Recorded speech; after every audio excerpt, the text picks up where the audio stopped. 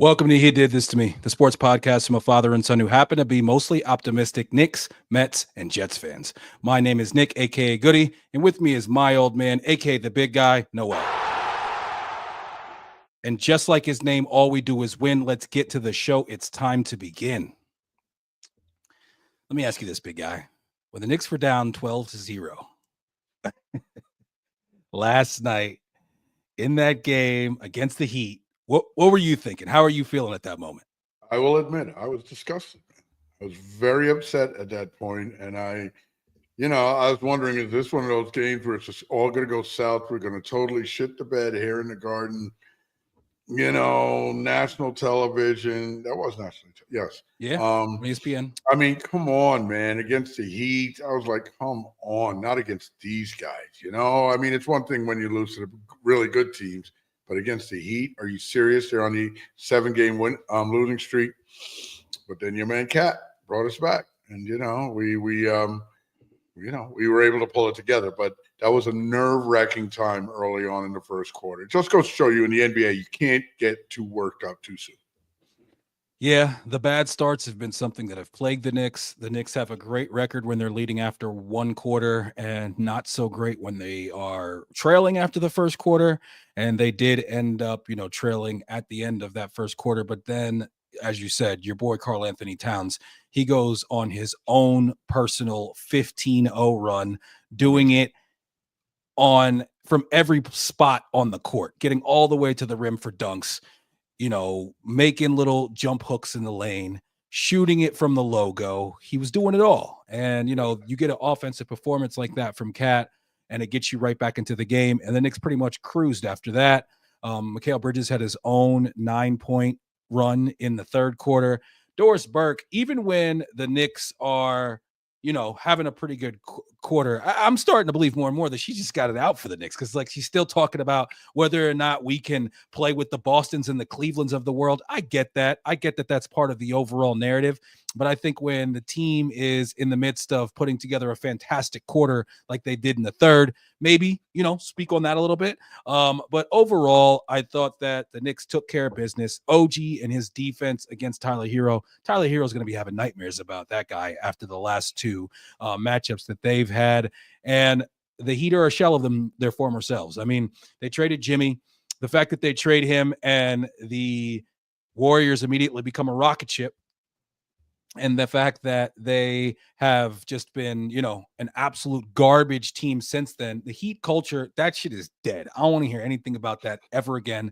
First time the Knicks have swept the season series against the Heat since 92-93 when the coach was Pat Riley. So It's just, it feels good to sweep those guys. It feels good to get a win after that game on Saturday night against the Golden State Warriors, where the Knicks go 1 of 7 late and totally pissed that game away.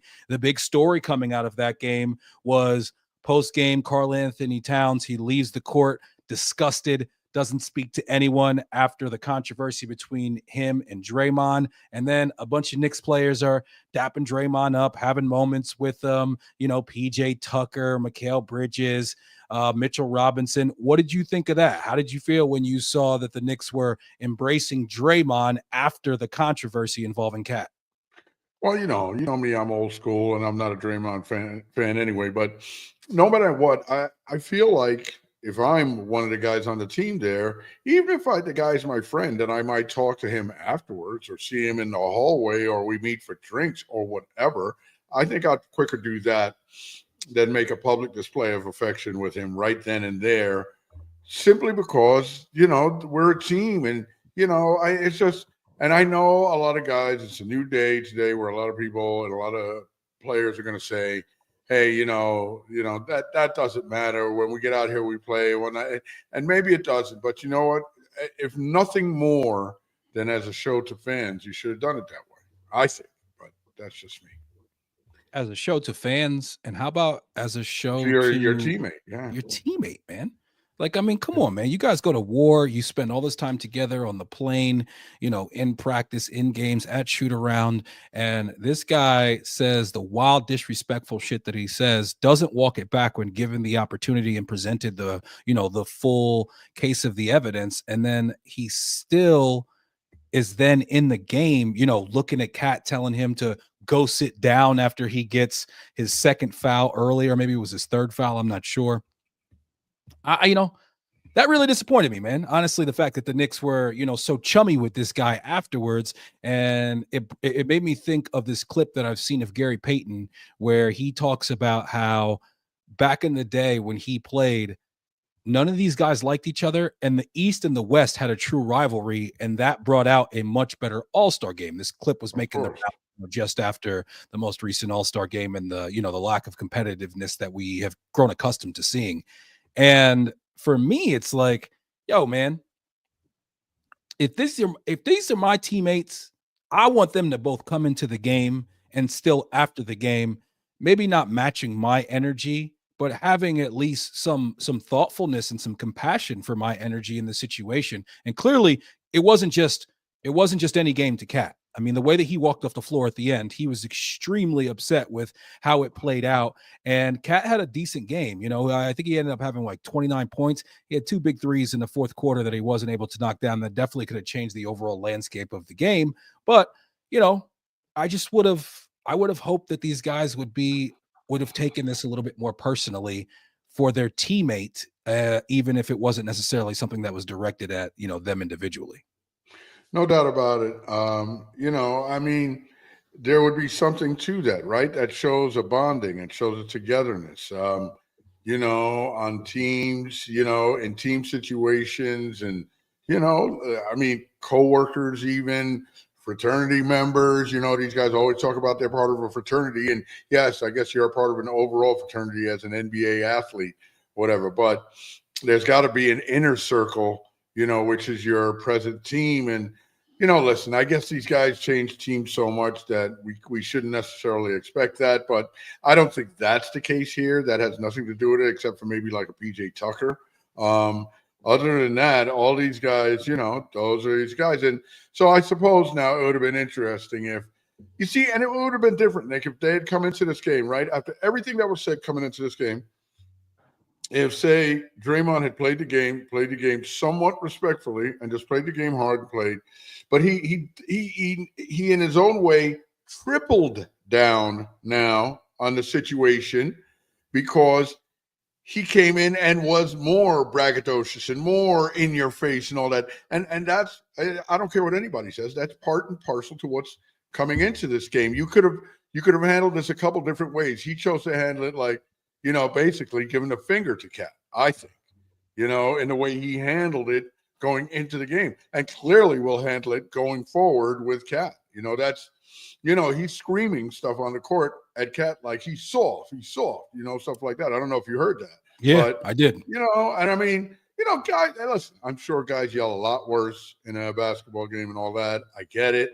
But, at some point, when is that supposed to bother you as a teammate if somebody's saying that about you? And if people talk about you like, this is my brother, I will tell you this, having two older brothers, if somebody was talking to me like that or my brothers like that, I don't give a shit who they are. That shit is not cool at all. This is my brother, So I don't know. I've had more loyalty for guys that, picked me up when they needed one, at the park. You know what I'm saying? Like, I really found that very surprising, man. And, if I was a member of the Golden State Warriors, I would have, if like, you got to be somebody with enough cachet. If I'm like a Steph and seeing how this all plays out, I go to Draymond and I say, yo, man, the fuck, man, this guy, he missed the game because his woman's, her aunt died of cancer, and now you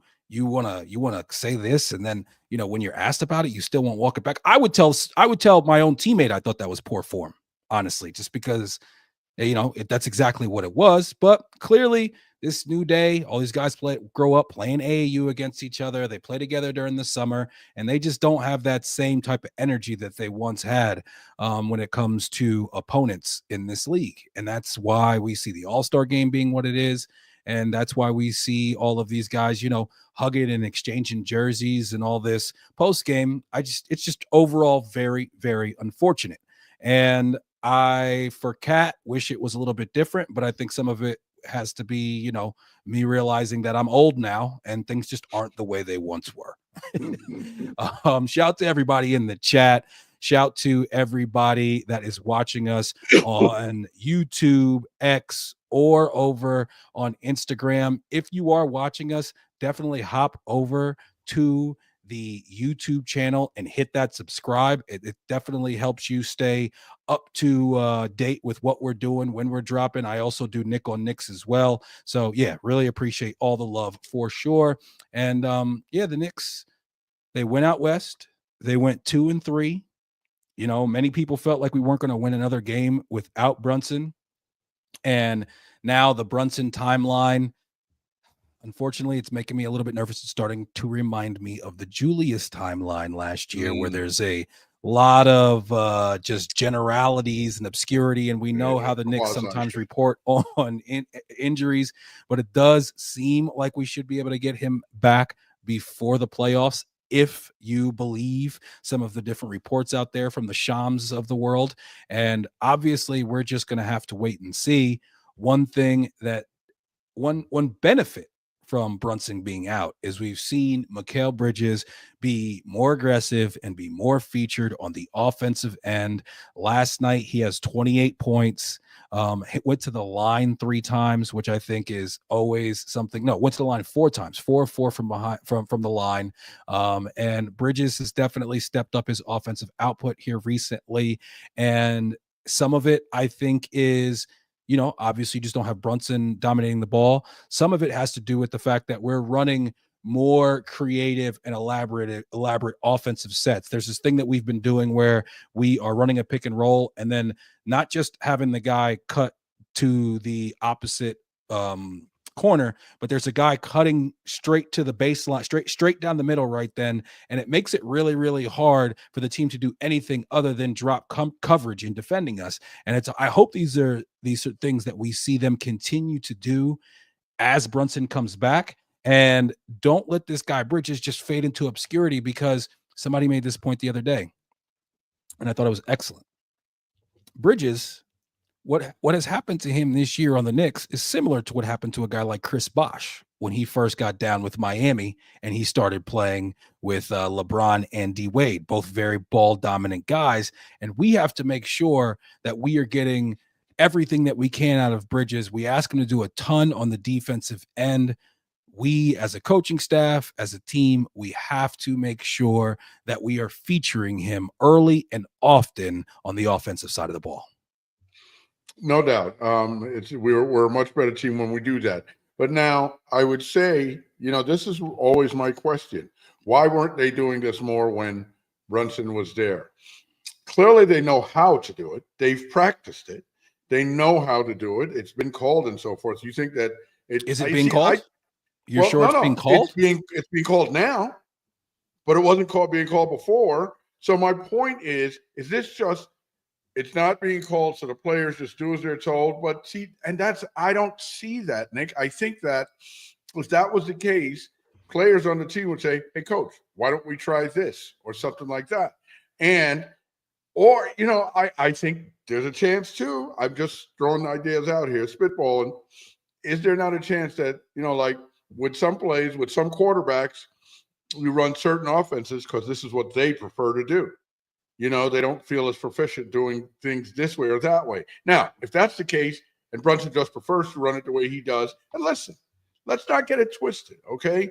When Brunson is there, our offense is just as productive, if not more productive. There are moments like last night where you're looking at the TV and you're screaming because you're saying Brunson not being there is glaring on offense. Of course, right? But overall, we'd like to see a mixture of the two.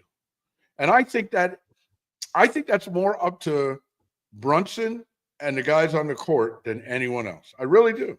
I I really think do, it's, because they know how to do it, and but it's up to the coach to make them do it. No, yeah, I see. I don't think so much, Nick. I think okay, I get it. Sometimes the coach calls a play.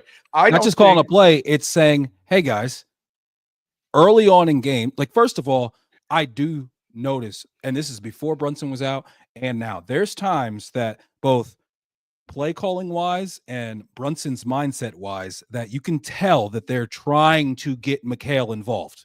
Yes. All I'm Now, and saying you think is I that's need more of tips, that. I think but it's both. I need I more of think it it's both. too. I think it's both. I think it's both. I think, like I said, I think it's play calling and I think it's Brunson's mindset. I think that there's both of those things, but I definitely think that early in games we need to be much more focused on getting Bridges involved. But then I also think late in games we need to do the same. And late in games, I also believe that we just should be much more deliberate in our play calling and not just running like Brunson, ISO, everybody else clear out on the other side. I would like to see something. I would like to see more pick and rolls between him and Cat late in games, and I would like to see more off ball action overall. Those are some things that I hope that this stint without Brunson makes everybody in this team realize. This is the thing: is that when Brunson comes back, one of the biggest keys for where the Knicks can go this season and beyond is that we do not just totally go away from some of the stuff that we've been doing while he is out. We all have to, and I think this is on Brunson, I think this is on Tibbs, I think this is on the other guys as well. We all have to realize that if we run an offense that is more balanced, Brunson's still going to get his, but it's going to make us harder to guard. One of the reasons that the better teams really, really guard us well is because what we run is so simple and so vanilla and so repetitive that it's easy for them to say, hey, this is what we need to do against the Knicks. And then they don't really see any wrinkles. One of the things that we've seen since Brunson has been out, I think that this is extremely important for us to realize how important, how advantageous this set is for us is Josh Hart initiating, because I think with him initiating, you don't allow the other team to just sag off of him and not guard him. When he's got the ball in his hands, now if you want to sag off of him, now he's taking 2 dribbles into that guy who's at the free throw line, as opposed to just that guy, standing there as he's catching it and shooting it, or maybe not shooting it because he doesn't have the confidence. So I think that there's a few things that we've seen here recently that need to continue even when Brunson comes back. No doubt about it. I mean, get the ball out of Brunson's hands sometimes with bringing it up and everything, because there's so much, all of that pressure, man, that takes a lot out of you. And we need so much from him energy wise. Yeah. We can't afford to have him doing all that too. So listen, I hope they see a lot of these things. I did see one little meme that I wanted to read to you that I thought was excellent, because I think I'm really happy about the little bit we've seen of the Twin Towers lineup.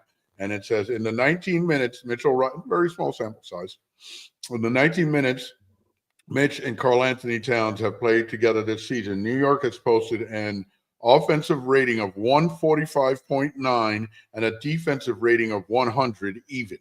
But yeah, yes, that is a ridiculous net rating of plus 45.9, which seems pretty amazing. Yeah. I mean, listen, it's clearly not going to play out that way, or we'd play them together 48 minutes a game. But I definitely think it can work, and I definitely think, listen, Cat's still going to get his shots outside. He's still going to get the occasional drive to the hole, and Mitch on the offensive glass is a huge, huge difference for us. And then defensively, he literally changes everything, man. Guys just do not come to the middle. I mean, when he is not in the game, the willingness of guys to come into the lane and go to the basket is extreme, man. I mean, it's worse than maybe I've ever seen it. Seriously. I mean, I can't think of a time last season, because honestly, you had Mitch or Hartenstein on the court. And Hartenstein, and remember, Nick, at first wasn't as much of a shot blocker. He really came along with that as he started playing more and more and more. And I guess getting coached up more and more and more. But it was still not as bad as it is when Mitch isn't in the game now, and it's just Cat. It's incredible. The thing about Hartenstein is that it wasn't even necessarily his shot blocking as much as his on-time rotations that stopped the shot from ever even going up in the first place. Now, first and foremost, let's throw this out there. Cat has looked better recently on the defensive end. No doubt. No He doubt. Moving definitely his feet has some much better times. lateral. He's moving his feet. He's getting there. He's challenging shots. He's getting there early so he doesn't get the foul as much. Does he still have times where he drives me nuts with the fouls? Yes. Does he still have times where a guard dribbles right up to him and takes a floater from 5 feet away and his hands are still at his waist? Yes. But it's been getting a little bit better. And that's the most maddening part. I know, it drives me the insane. Floaters when he's like this. I'm saying to myself, can you just do this? Can you just do I don't understand. Dad, when I coach 8-year-olds, I tell them when the ball gets into the paint, everybody's hands have to go up. When the ball's in the paint, everybody's hands have to go up. Period. Point blank. Like, I mean, it just has to be done, especially when you're 7 fucking feet tall. But I mean, I don't get it. I would love, I know that somebody's talked to him about this before, but it's almost like I'd love to have a conversation with him just to be like, yo, Cat, so what am I missing here? What don't I see that help you? Help me help you. Exactly. But overall, I feel as though the lineup with the two of them at the center, I mean at the 4 and the 5, offensively is the part where I'm really loving what I'm seeing. And, we're not actually, because I felt like it would be better defensively, but I thought we would fall off a cliff offensively. That hasn't really happened. And I think that has to do with, like you said, Mitch's ability to offensive rebound, and that definitely helps your overall offensive efficiency numbers. And then also, Cat can basically be a guard in that situation. You're asking him to do a whole lot less work in the paint. And I think that as those two continue to get chemistry, you're going to see Cat attacking the basket. And when the other big man helps, it's going to be Cat dropping it off to Mitch for, a dunk or a layup. Now, Cat with those slick passes, he's got to understand you can only be so slick when you're throwing the ball to Mitch. Okay. Only so slick with that. I think Mitch, guys are going to start getting their timing better with throwing Mitch oops, because they've been terrible up till now. Yeah, but that's going to start happening more. Who? From who? No one on our team is good at throwing an oop. I've been saying that for years. RJ was decent at it. Other than that, I don't understand why these guys that we throw less oops. He wasn't. He was okay at best. Okay at best. Dad, the Knicks throw less oops. I see other teams throw more oops against us in a quarter than we throw all fucking season sometimes. I'm telling you. I don't know what it is. We don't throw oops well. We just don't. And, Mitch Robinson is definitely a candidate to catch and throw down oops. OG can throw down some oops. Precious can throw down some oops. But for some reason, I don't know. I don't know what it is. We just don't do it very often. But our defensive rating over the last 10 games is number 1 in the entire NBA. Even the game against Golden State that we lose, 97-94, I'm pretty sure was the final score. The overall, defense was fantastic. You hold Golden State to 97 points, you feel like you're going to win. Deuce did about as good of a job on Steph Curry as I've ever seen anybody. Yeah. It's fantastic. Deuce is a monster. He's very Deuce good. has been playing very well. He's hitting the threes. He's playing the defense. And then even a game like last night where he's 4 of 12 from behind, 4 of 12 from the field, 2 of 4 from behind the arc, and he only has 10 points and 3 assists. He still makes an impact. You see that what the team does with Deuce on the floor. The interesting thing for me is, okay, and not just interesting, but I think extremely important to our success overall. Down the stretch, what lineups and who are you going with? Because you can only have 5 guys on the floor. Mitch, if you want to have Mitch on the floor, you want to have Deuce on the floor, then who's off the floor? And, you got to believe. I don't know. One of it's going to be OG, Mikal Bridges, or Josh Hart. One of those 3 have to be off the court. And listen, when Brunson's back, Deuce is gone. Deuce is sitting down. But you know what, though? There's going to be times that instead of Josh Hart. Deuce instead of Josh Hart. But listen, Tibbs clearly trusts Josh Hart implicitly. Like, I mean, that's clear. Even with them having this little dust up that some people try to make a big deal about, which those people clearly have never played a sport before if they think that's a big deal. And, with Bridges and OG, defensively, they're so important to have on the floor offensively as well. So I just think it's going to be very interesting. Tibbs has to be willing to not be rigid when it comes to that. He has to be willing to play the person that is playing the best and matchup wise, that matches up the best down the stretch. And that's going to mean that there are going to be some times where Josh Hart is not on the floor, where I don't see him going away from OG, though. I don't really see him going away from Hart. I think he trusts him too much. I think that starting lineup is going to be the lineup that you see ending games. And I mean, the starting lineup we've had most of the season with Brunson in it. I think that's what we're going to see close games a lot of the times, with maybe some offensive, defensive substitutions. And I'm not saying I'm necessarily mad at that, but I'm saying that there are times, especially late in games, when you're playing against a team like the Warriors, and there's such a stark difference in how the good teams defensively, and that's both coach as well as personnel, they are so much more attuned to how to guard Josh Hart and basically force and funnel our offense into a Josh Hart 3.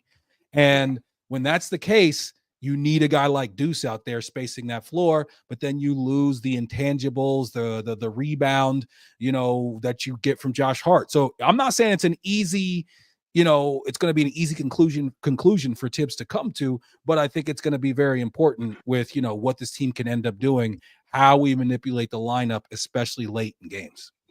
Yeah, listen, it's going to be the tough call. It's the razor's edge from here on out, right? So he's going to have to go with the hot hand sometimes. I mean, sometimes it's going to be Mikal Bridges when he's having one of those disappearing games. It's going to be Deuce in there instead of him.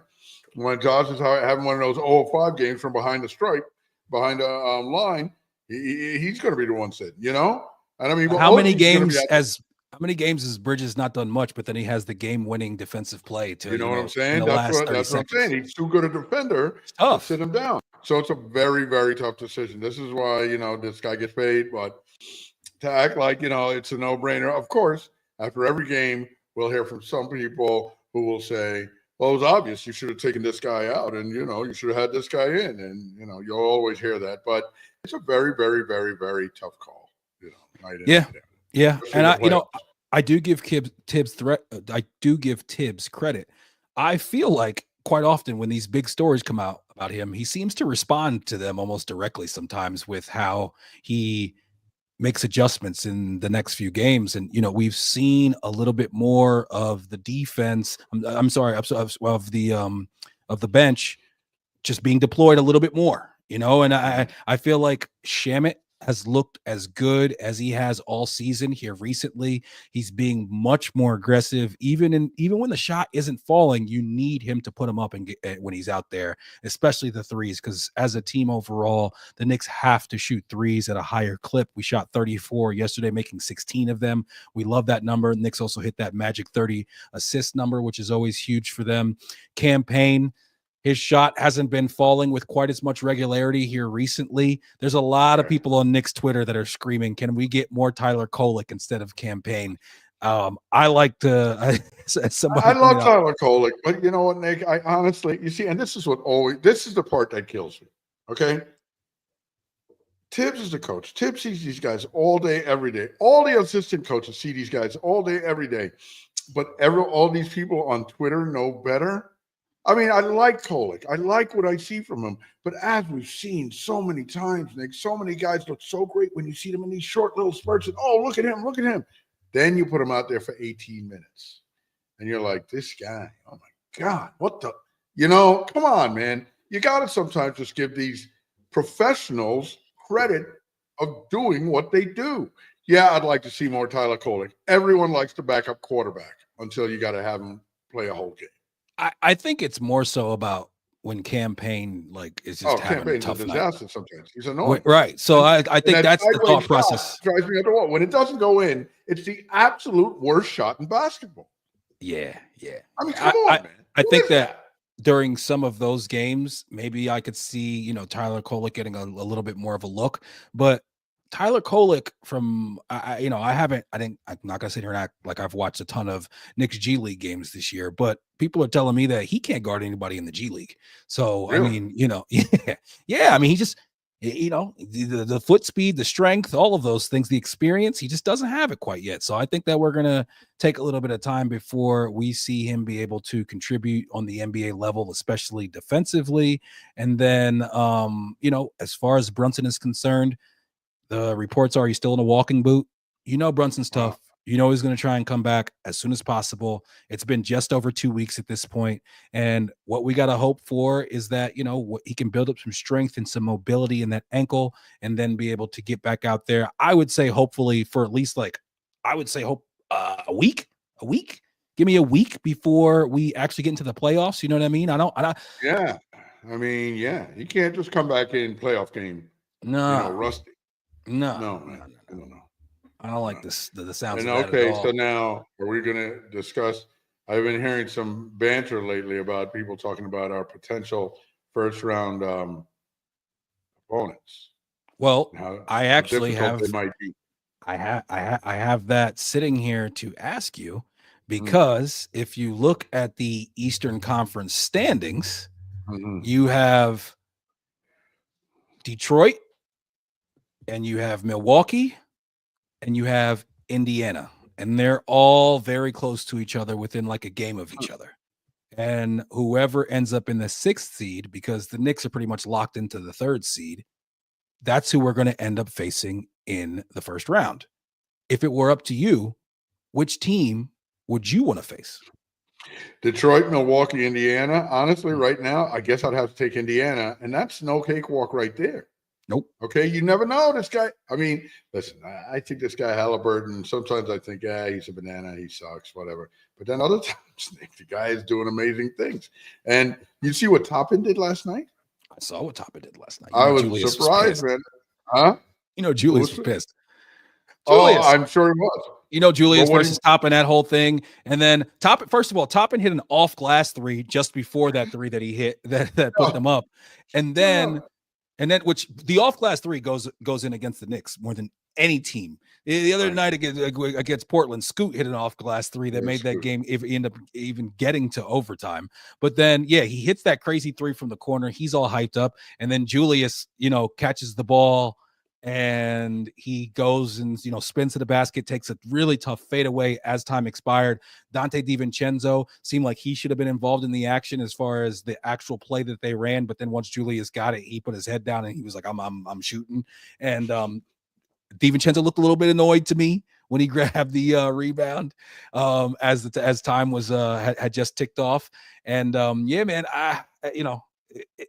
Minnesota's been playing really well. They've been playing really well recently. Julius has been playing really well recently. But I know Julius was pissed about fucking losing to Toppin, and especially Toppin hitting that last shot. And Indiana. So you say Pacers. That's who you got? I'd rather play the Pacers than Detroit. Detroit is a freight train right now. What about Milwaukee, the Bucks, though? Come on, man.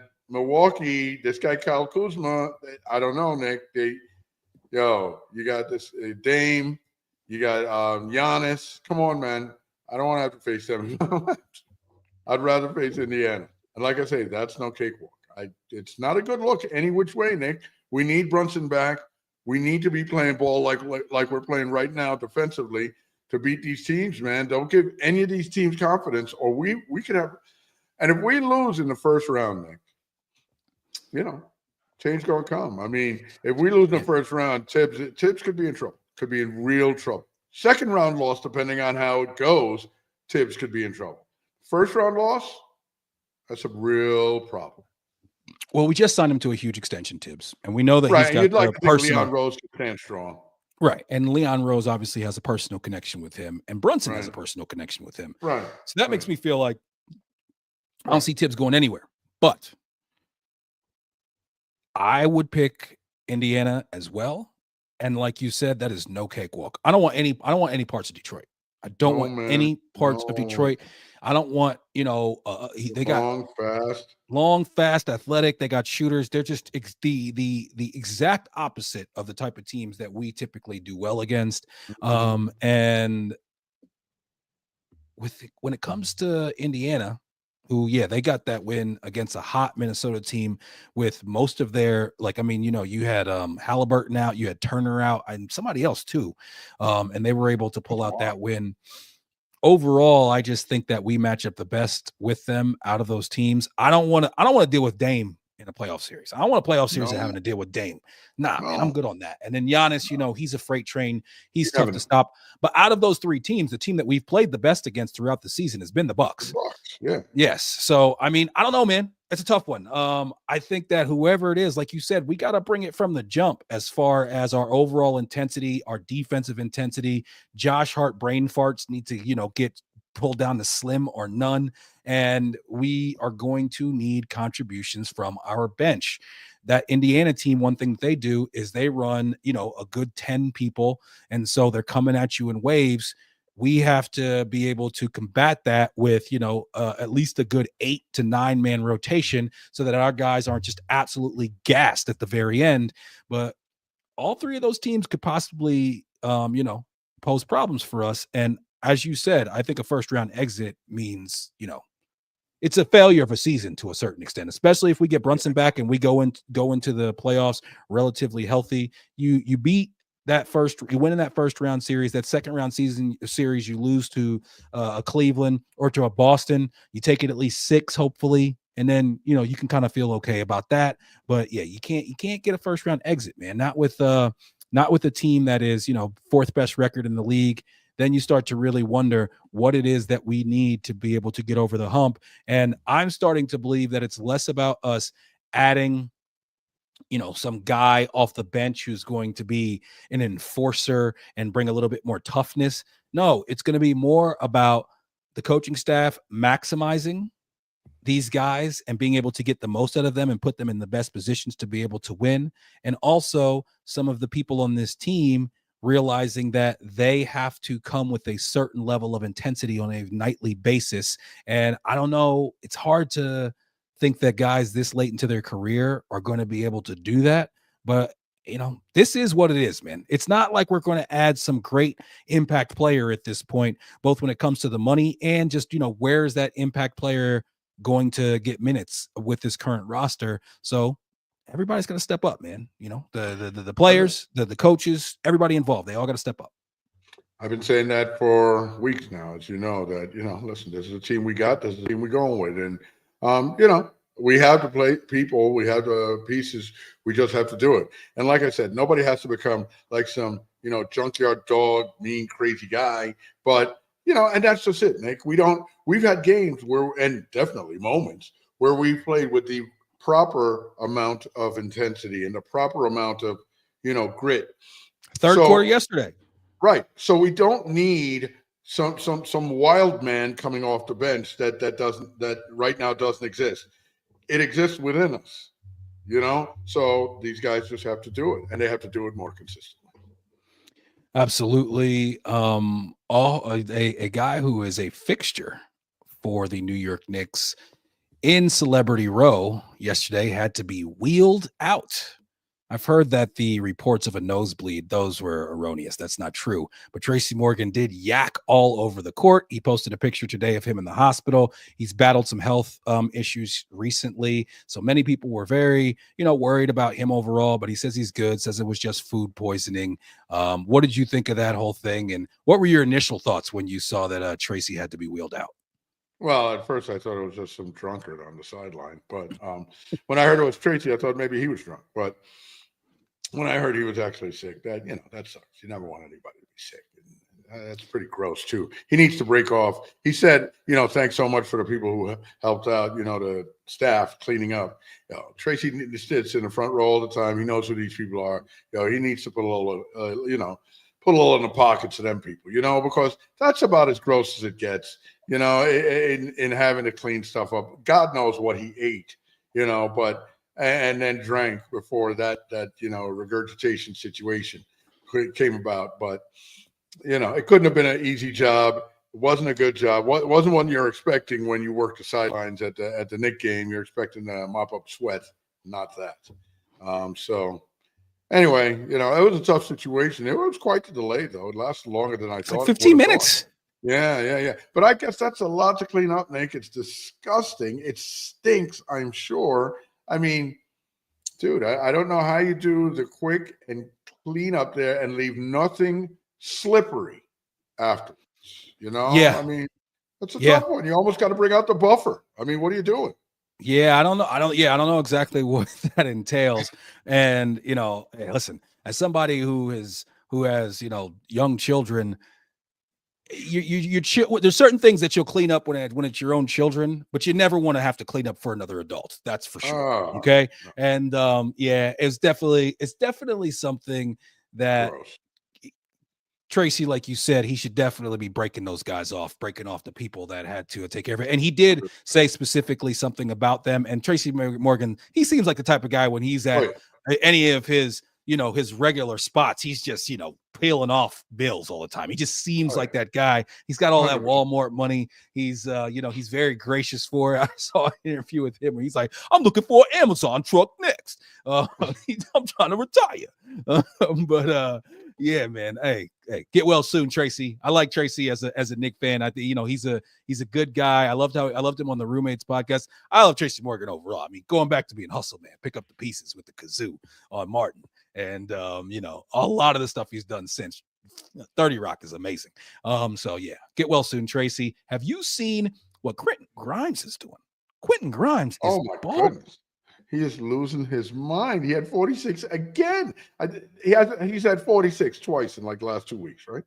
So Quentin Grimes his last 5 games. And see, this doesn't even include. So if you go back to his last 6, he's got that other 46-point game. Since then, he's had 25, 35, 29, 28, 46. Yeah. Okay.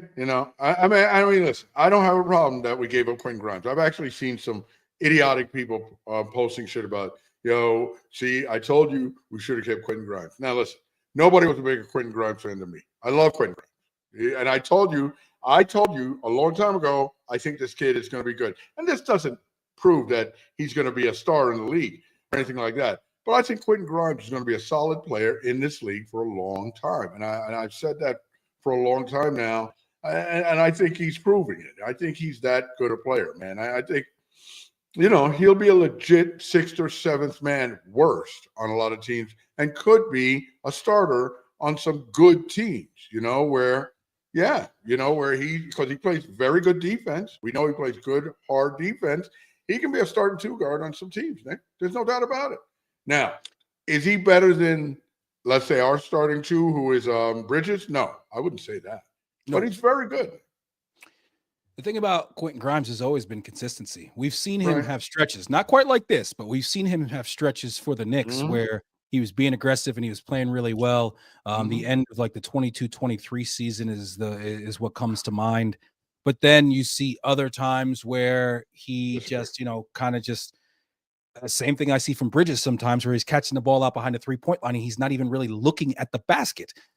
Now, what I've seen from Grimes in the couple times I've watched him this season, his handle has improved. And that was always one of the biggest things with him, is that, he could rise up and shoot, but when it was time for him to put the ball on the floor and get to the rim and try to finish, he wasn't as good at that. His ability to finish has improved. And he's now one of the few bright spots for a Philadelphia team that is basically, they're just shutting down, Paul George is shut down, Embiid is shut down.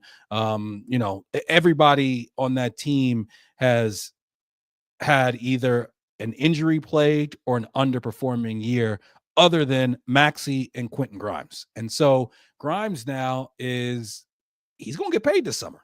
From who? I don't know, but he's going to get paid this summer. So it'll be interesting to see how that plays out and if Philly is able to or even tries to keep him. Once again, shout to all the love that we're getting right now. Lots of eyes checking us out. Make sure you hit that subscribe, hit that share, and turn notifications on so you see when we're going live, whether it be this podcast or Nic On Knicks. But Knicks now. Go. Quentin Grimes. I mean, the fact that he's doing what he's doing, I'm very happy for him. And this is what kills me with the Sixers, is that they might not be able to keep him and pay him all the money that he might command this summer. And part of that being the reason for that being that they gave all this money to your man playoff Pete.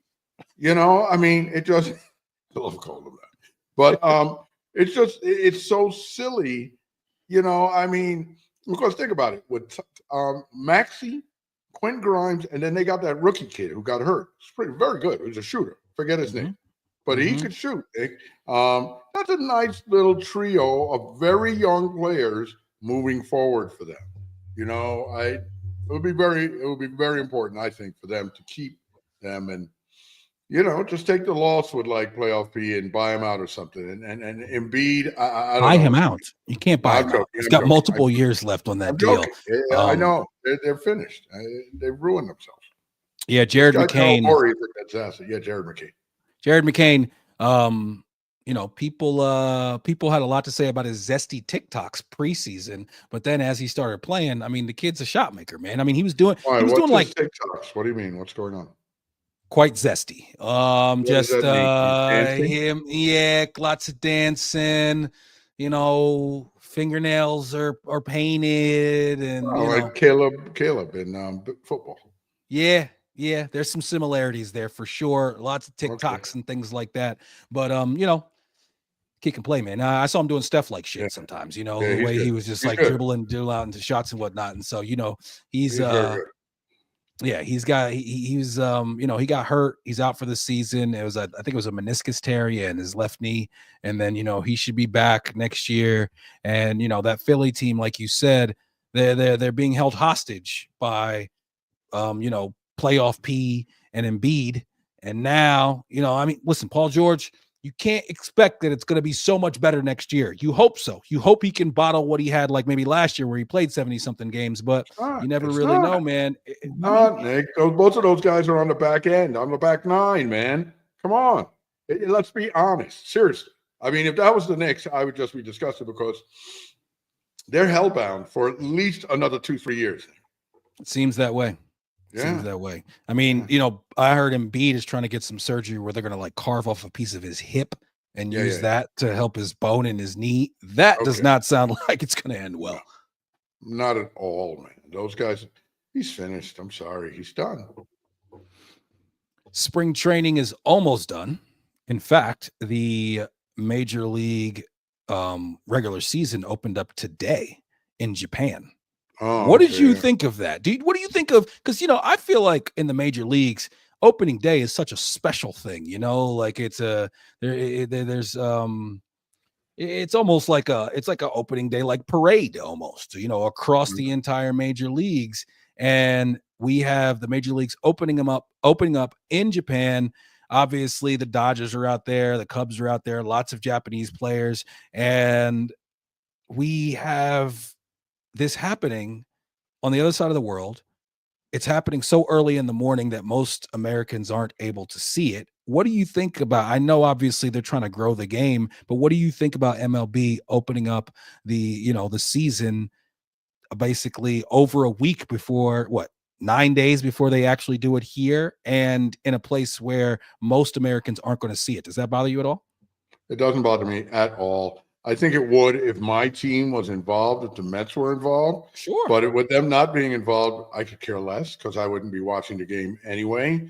I'm not, I'm not clutching my pearls because they're starting, during the season over there. I mean, when they have the first games over here, that's opening day to me. Listen, I'm just being honest, Nick. I don't watch any other team on opening day except the Mets. Okay. Sure. Well, I don't care. But conceptually, MLB opening it over there doesn't bother you too much. It's business, and they're still, all of these teams. I think the only people who I could see it really bothering are the teams that are involved. They're, that would annoy me if my team is over there and it's going to be at 3 a.m. or something, and but. Stop it. I mean, so what are they supposed to play the game at 3 a.m. in Japan? I mean, I heard one guy at my job was complaining about that. And I said, come on, stop being, like the total full of yourself American. He was like, well, why couldn't they play it at a time when it's able for us to see? So I said, okay, so they should play at 4 a.m. over there. Well, what are you talking about? Just stop it. Get over it. Get over yourself. I'm with you. It doesn't bother me too much. It definitely would if it was the Mets. I do think that, opening day should have some. To me, I just don't understand why do it for opening day. Like, why not do it during the season, similar to what, when the football teams, they go over and they play in London. Even last year the Mets went and played in London. That was honestly, maybe some people say, the turning point of the season, that last game in London. So I just think that I think that opening day should be kept, something, just be a little bit more I don't know. I don't know what the word is. Just something that's a little bit more of a tradition and something that we do over here. And, I would like it more if it was during the season and not, opening day. Yeah, I mean, sure, but traditions change. Obviously, we've seen a lot of that over the last 20 years, and I am sure they met and discussed this ad nauseum with a lot of differing views. I'm sure there were many people in the room that feel, say, like you or I do, that hey, maybe we should keep it here in the States. But I'm sure there's a lot of monetary reasons to make this decision too. You know, that plays a part, Nick. This is a capitalist society. They're always trying to squeeze a little more juice out of the lemon every season. But So doesn't it seem like there we you already go. have a chokehold on Japan as far as baseball is concerned? I mean, they love Hey, baseball over there. They're again, producing baseball players, major league players all the time. it may seem like that to you and me, but I'm sure they have bean counters and numbers crunchers who see how we can possibly gain more of a stronghold in Far East Asia or something like that. Come on, man. There's certain people's jobs. That's all they're here to do is to figure out how to make it grow. A couple Mets notes. Griffin Canning continues his fantastic spring.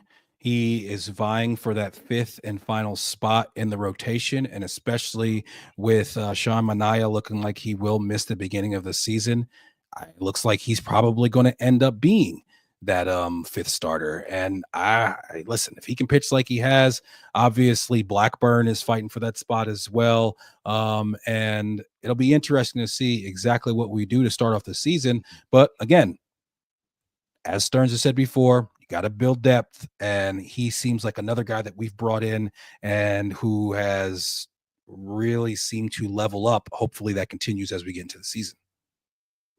Yeah, I mean, we just have to wait and see. I'm very excited about what I see. I saw Nimmo is back out in the outfield. He Mm-hmm. played a little bit of the outfield yesterday, I believe it was. And, I'm glad to see that we might start off the season with Beatty Acuna. and Yeah, they're going to Acuna be the platoon on to a big start the club. season. That's all the I love reports that. that we're seeing is that they're going to be the platoon at second base to start the season. And yeah, I like it too because Acuna is a very strong fielder. He's done okay at the plate so far in spring training. Beatty has obviously had a great spring training at the plate. So I think that those two at the platoon and now really getting a chance to see what they can do. And hey, Squirrel Man, when you come back, you might be just trying to fit into that platoon as opposed to just taking your spot back. And we know that, with Squirrel, you have some versatility as far as his ability to play in the outfield and whatnot too. But especially with the way that he was hitting this spring, it's not the time for you to get injured, my man, because No. this might be one of those times where you never get that spot back. Well, and these things end up they have a way of working themselves out, just like unfortunately it did with Squirrel getting injured. And I mean, this person might get injured. It always has a way of working itself out. So I think it'll be fine. You look at it and you felt bad about Iglesias going, but I mean, I'd rather see the young guys play, to be very honest with you. But we're saying that now, come middle of the season when they're both batting below 225, we're going to be screaming, "Where's Iglesias?" After he gets cut by some other team. So I'm really, he's on the Padres now. I'm really, really hoping that Beatty becomes a viable and legitimate, major league hitter and player this year. I'm hoping that he has that Vientos type year. Yeah. Did you see what Severino said about our training staff? No. He said that when he played on the Yankees, their training staff was excellent. He said when he played with the Mets, the training staff was absolutely next level. I think that's huge, man. Meaning even better, much better than the Yankees. Mm-hmm. Really? Mm-hmm. I'd love to hear him expound on that. No, I mean, that was basically almost the entire, he just said that they were next level overall and just how not only they dealt with him, but like some of their methods or whatever. I don't think that he really gave much more color to it than that. We also have our guy Juan Soto, who is just crushing it this spring. It's now come out that the Mets were not the highest offer. So that whole talk about, so I've read that both the Blue Jays and also the Red Sox were willing to go higher, but they started to feel like they just had no chance. So therefore, they didn't end up doing so. But he didn't say specifically. He said the 5 teams that were involved, and he said that the Mets were not the most money. He says that very specifically during an interview. It was all in Spanish, but I've looked at it with closed captions, and I just again. He said it was more so about the family atmosphere and everything there. And I'm just 100%. so happy that 100%. we have Tia Alex, out there making sure that everybody's, feeling good. And we have an owner who's not so rigid that he thinks something like a suite is the reason why you should or should not retain an all-time great player who's 26 years old. There's no doubt. There's no doubt, Nick. You look at a guy. I mean, listen. Let's be honest. Is there a more personable team owner / billionaire than Steve Cohen? No, there's not. I see Steve Cohen, and I feel like I could have a beer with him. We could hang out. We could yuck it up at a Mets game. Steve, I'm going to be in at Citi Field, I believe, April 9th for the game against the Marlins. So if you're hearing me and you want to hang out and have a brew, me, you, Mr. Met, let's make it happen. But anyway. I'm serious though, man. This guy seems like that guy, man. And I think that comes across the players. And I don't know how it doesn't make a difference. I mean, you look at sitting and talking with him as opposed to sitting and talking with Hal Steinbrenner. Are we serious right now? What are we talking about? 100%. I was watching. Have you heard about this new documentary that the Mets are putting out called The Pursuit? No. Oh, so I watched it. It's there's it's the Pursuit of Soto. Yeah, it's the Pursuit of Soto. Really, it's like they do like a long recap of last season, and then they get into the. So they're going to do like a One Jets Drive type of thing. Yeah, basically. I watched it last night with the family. My wife. It's out already. Yeah, part 1. There's two. I guess there's going to be more than one part, but part 1 is out. Yes. Where is it televised? It's on the Mets YouTube channel. Oh, okay. So I watched that yesterday. You brought up Mr. Met, so I had to bring this up. Have you seen that Mr. Met is now jacked? He's jacked now? My man. Me and Mr. Met working. Getting strong. Let's go. Yo, Mr. Met put in that work this offseason. It seems like, man. I'll try to pull up a picture of it here. But yeah, man, he's looking jacked now. And in that he's on the hat now. So he's getting a little more pop now. Yeah. There's not a bigger Mr. Met fan than moi. I love Mr. Met. Yeah, but didn't he kind of snub you when you tried to? No, Mrs. Met snubbed. Oh, Mrs. Met snubbed. She's out. Mr. Met's my man. He took the selfie with me. She blew me off. That's very funny. Got no love for the wife. Yeah, man. What's up with Mrs. Met not giving you any play, man? I thought that you would do all right with Mrs. Met. I thought she'd be into a guy like you. I thought she was right. But she blew me off. I don't know what it is. I don't know what her biases are. But I'm a personable guy. Mr. Met was cool with me. He came, he took the selfie, me, him, had a beer. Wait, you and him had a beer? No. It was me, him, and a bear in the picture because I think I had a beer in my hand. Okay. We did not, clink. Or yeah, no. But he's looking jacked. And one thing I noticed about Steve Cohen when I was watching the most recent that episode of The Pursuit is the fact that he all this money still got the whack comb over. It's a kind of a bad dye job. It's one of the worst I've seen his hair look is him in this particular interview for The Pursuit. But it's like, you see all these billionaires out here, they're on test and they're, getting hair plugs and doing jujitsu and shit. And it's just like Steve Cohen is still the same old guy. I like that. Jeez, why can't he buy the Jets? Why can't he buy the Jets? That would be awesome. I mean, listen, do we even know? Is he a Jets fan? Do you know? I don't care. I don't know. I don't care. Just buy, please. I don't care if he's a fan, no, but if he's a fan, that would be awesome. And I have to think he is, Nick. His age range from the Queens area, Met fan. Come on, man. He fits the MO. I'd be very surprised if he's a Giants fan. Right. We know he's a Knicks fan. You know, he's always courtside Right. at Knicks games, so Right. he's always supporting the Knicks. So it would Right. make sense Somebody needs that to ask that question. We need to get you with a mic at a press conference. Hey, Uncle Stevie, are you a Jet fan? Word is out on the street that you're a Jet fan. Is that true? That'll be a scoop. look at the pipes on Mr. Met. Where are you putting up? I don't see a picture of You him, don't see man. the picture of Mr. Met right now? No, I don't, man. You're on the fly graphics are faulty, bro. I don't see Nah, anything man, it's showing up. I'm telling you, showing it's on showing your up for the side, not on people. my side. Ask the public, do they see it? They don't see it. But no, yeah, he's a little bit jacked right now. Look that up for Good for sure. him. And yeah, it'll be interesting to see March 27th, opening day. You got your boy Clay Holmes taking the hill and being our opening day starter. He's had a very good spring. We'll see if that continues into the regular season. And the lineup's going to be a problem. The bullpen, man. Both Budo and Nunez have looked good. I think that's huge. If we can Love get those Nunez. guys going, I love Nunez. Love what he was doing last season before he got hurt. And as far as the injuries, we got Alvarez. He's going to be out for a while. We got Manaya. He's starting to throw again. Should be back before too long. We're just hoping that those guys can, come back and contribute as soon as possible.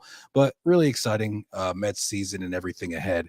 Good to, go into a season with some expectations. But as we know, that means nothing.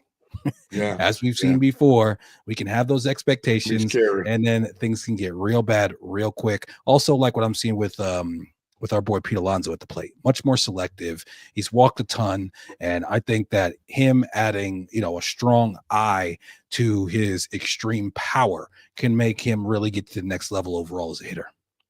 I forget who I was hearing talk on the radio earlier, but they were saying, this person's a huge Yankee fan, and he was saying, "Listen, man, people need to realize this guy Soto is a machine, and he's going to make your whole team better because just sitting and watching him makes everyone better. Sitting and watching him, sometimes people are going to get frustrated because he's going to take walks when you're going to be like, come on, we paid you to hit. We need you to hit. But the guy's not going to swing at bad pitches, and that's going to make the whole team better. Most walks of any player by the age of 25, and anybody who is getting annoyed with him taking walks, then I don't know, maybe you don't understand baseball, or maybe you should go be a fan of another team, because I want Juan Soto doing exactly what he's always done his entire career, come March 27th. Yep, absolutely. Not too much to talk about with the Jets. I did want to ask you this, though, because I've now seen, I think it was Mel Kiper's mock draft where he has Jackson Dart going 9th overall to the New Orleans Saints. Now, I know that we both are in agreement that if Shador could somehow fall to 7, that the Jets got to jump all over that. I know that you're not going to say that you think that Jackson Dart should be the pick. Would you be very disappointed if the Jets did go ahead and take Jackson Dart with the 7th overall pick? Yeah, I think I would be. I mean, yeah, because I want to give what we have now a chance, and I think you need to. I think football is a game that it's best if you don't rush in trying to do what you do, and you build it from the bottom up. If you try to put this block here before putting this block in the middle, it just so often fails. I don't think this guy Jackson Dart. I think he's the third best quarterback in a not so great quarterback crop. And to use a 7th pick on him is a bit much. I think I'd rather go with the I've been reading and hearing a lot about this lineman out of Missouri, right tackle, who they say is a day one starter. I don't think you can go wrong with that. I would even, honestly, Nick, over the quarterback, I would prefer the tight end, Warren. But I get it. Why you don't maybe want to go with a tight end? Because the only reason I don't go with a tight end is if I'm not sure that right tackle plays well. Because if I got a dynamic tight end, he can't get out and run those great patterns unless I have a good right tackle to hold down the end of that line. So I don't want to spend a 7th pick on a tight end who's going to have to stay in and block half the time or most of the time. But if I feel like, because they did just pick up some guy, that guy Skipper or whatever, and now they're a little more fortified in the line. I don't know who else they're seeing. They're saying it's pretty deep draft for offensive and defensive line, and listen, there's a lot of very good offensive linemen out here who are not first-round picks, okay? So you can find and coach up very, very good offensive linemen in the second, third, and even fourth round. We've seen it a million times. So I don't know. I mean, that tight end is really, really dynamic. I really, really like him. He was a very good quarterback and basketball player in high school. He just has the skill set. And on top of being a great offensive player, he's a fantastic blocker, too. It's amazing. Yeah, I like Tyler Warren, but you know my stance on this, so I won't beat a dead Right. horse. Take a tackle. Take a tackle. Okay. There's And just too many. there are other good tight ends in this draft. Jason Taylor's son is Yeah. coming out. There's a few good tight ends in this draft. Yeah, I know. I just, to me, can you develop a tackle that you get in a second, third, or fourth round? Yes. The majority of starting tackles, and especially in recent history or just overall Jets history, just take the tackle. Just take the tackle. Keep it simple. Absolutely. Again, appreciate all the love. We got quite a few eyes on us right now. Definitely go over to YouTube, hit that subscribe wherever you are. Subscribe, like, follow, share. Just appreciate the love for sure, as always. And then that's really it when it comes to the Jets. We'll see what happens in these next couple weeks as far as if we pick up any other free agents. Not going to be any big names, but the next thing is really going to be the draft. You got Garrett Wilson is really happy because he gets to play with his college quarterback. And what we're going to do as far as that second receiver, I think, is another thing to keep an eye on for sure. But you have Rick Pitino taking St. John's to a Big East championship and a number 2 seed in the NCAAs. This is the 6th team that he is now bringing to the tournament. Does he deserve to be in the overall GOAT conversation? College coach. Just coach. Well, yeah. I mean, look, as College opposed to who? As opposed to who in college, Nick? I mean, listen, Mike John Krzyzewski. Wooden is kind of like he's like a Wilt Chamberlain, where it's like, yes, the numbers are so crazy compared to that's everybody kind of a else, different but the era time now. was so different that it's hard to, Hey, and I keep have a him in that question, by the same. way. Go ahead. Where's Go. Mike Krzyzewski been? I mean, I have not What do you seen. mean? He retired. I understand that, Nick. He retired, but you still see other guys. I see Roy Williams at games. I have not literally seen or heard anything from Mike Krzyzewski. I hope everything's okay. I think everything's fine. I think I if just feel anything, like he's been probably trying his best to stay out of the way, to not be, the spotlight Give anymore. this guy a Not chance. be, yeah, exactly. Yeah, and they're a good team. That guy Knippel, very good. I don't know if you've seen him. He's the second banana on that team. He's very good. He's very good. I've been impressed with him. And Cooper Flag is Cooper Flag. But yeah, Rick Pitino, Nick. I mean, listen, man. All he does is win. That guy is a hell everywhere of he goes. He's a hell of a coach, man. Hell of a coach. You can't go wrong with that guy as a coach for your basketball team. And he's in his 70s. 72 years old, out there still losing his mind on the sidelines, and he's been able to take this St. John's program, which hasn't been relevant since the 90s, and he's been able to get these guys not just back to relevancy, but I mean, a number 2 seed in the tournament. That's not something that you would ever expect at the beginning of this season or even a few years ago.